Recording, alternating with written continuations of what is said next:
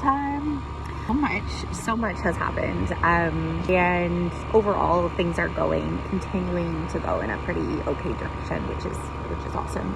I had my second in-person MS clinic appointment this week, which went actually a lot better than I anticipated. I got to have a really frank conversation, and my specialist is really hopeful that next step in terms of long-term treatment will be effective. She said my overall recovery from the two attacks, even though they were so close together and like intense, the fact that I've recovered as well as I have is a really good sign, which has given me some hope. I was feeling like things were pretty bleak, and I think that conversation just kind of put some wind back in my sail. So I am awaiting a call from the infusion clinic for my date for my day 0. So that was actually supposed to be today, and it needed to get rescheduled, which again is fine. I should have it sometime next week. And then I have day 14 days later, and then we wait and see.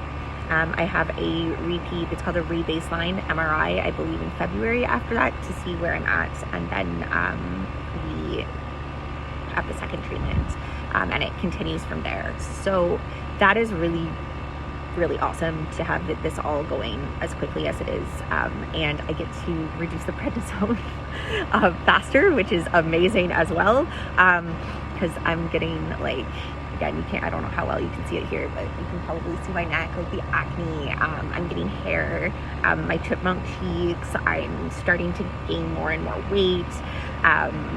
I'm finding just like general, like my sleep is not good the last few nights anyways.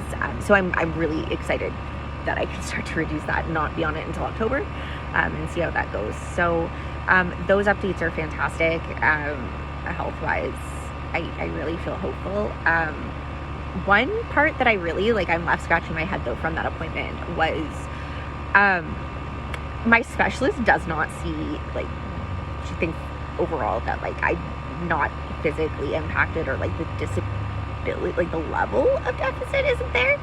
And I think this is a common experience with a lot of people who have dynamic disabilities, in the sense of you ebb and flow, and you can present really well and then you can really struggle.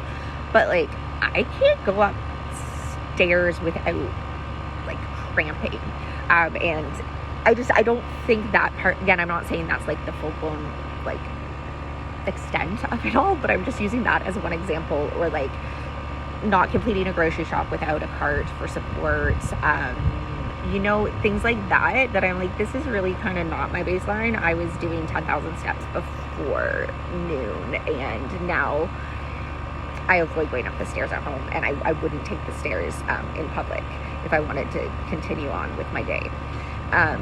So that was kind of strange, but again, I'm just still, I'm also respecting and grasping the fact that I'm acutely ill. I'm still being actively treated for a demyelinating inflammatory disease that otherwise would just be wreaking havoc on my spine and my brain.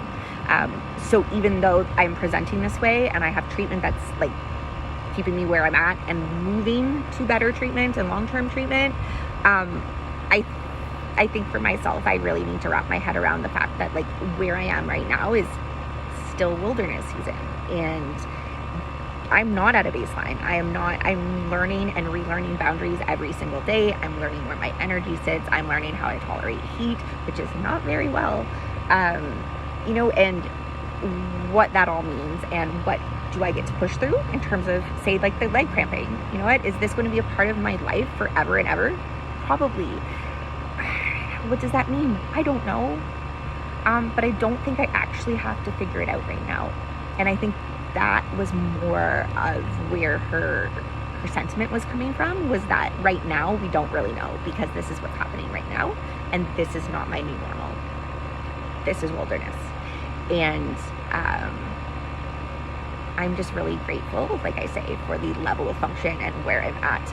I'm not going to get too concerned about those other pieces yet.